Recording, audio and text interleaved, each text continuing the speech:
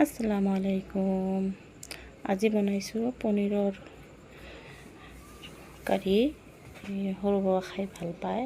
এইখিনি মানে আজি দৈ নাছিল ঘৰত, সেইকাৰণে গাখীৰত অলপমান ভিনেগাৰ দি এইখিনি দৈৰ নিচিনা বনাই লৈছোঁ। তাৰপিছত এইখিনি পনীৰখিনি মই 200 গ্ৰাম পনীৰ ইয়াতে এইখিনি কাটি ল'লোঁ ভালকৈ ডাঙৰ ডাঙৰ পিচ কৰি। ইয়াতে এইখিনি গাখীৰখিনি ঢালি দি ইয়াতে মিৰ্চি পাউডাৰ আৰু বেছিক মছলাবিলাক দি দিলোঁ, হলদি পাউডাৰ দি কিনে আৰু ধনিয়া নিমখ। ইয়াতে ৰহুন আদা পিঁয়াজৰ এটা পেষ্ট বনাই লৈছিলোঁ, সেইখিনিও দি দিছোঁ আৰু তাতে পনীৰখিনি দি দিলোঁ। পনীৰখিনি ভালকৈ মেৰিনেশ্যন কৰিবলৈ ৰাখি থ'ম আধা ঘণ্টামান। তাতে খাবলৈ মানে বহুত টেষ্ট লাগে।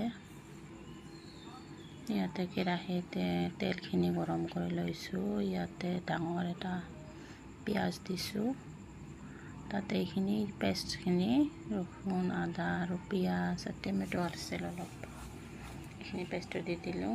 তাতে আৰু কাটা টমেটো দি দিছোঁ, জলকীয়া আৰু ইয়াতে চিমলা মিৰ্চ এটা ডাঙৰ দি দিছোঁ কাটি। এইখিনি ভালকৈ অলপমান ভাজি লৈ ইয়াতে ঢাকি দিছোঁ অলপমান চফ্ট হ'বলৈ। এইখিনি ভালকৈ লাৰি লৈছোঁ।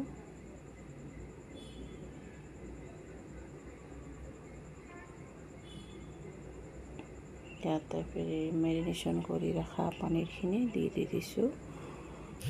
ভালকৈ লাৰি লৈ বেছি সময় জাল দিব নালাগে, নহ'লে এই পনীৰ অলপমান টাইট হৈ যায়, সেইকাৰণে। তাৰপিছত 5 মিনিটমান মানে পানীখিনি শুকাই লৈছোঁ।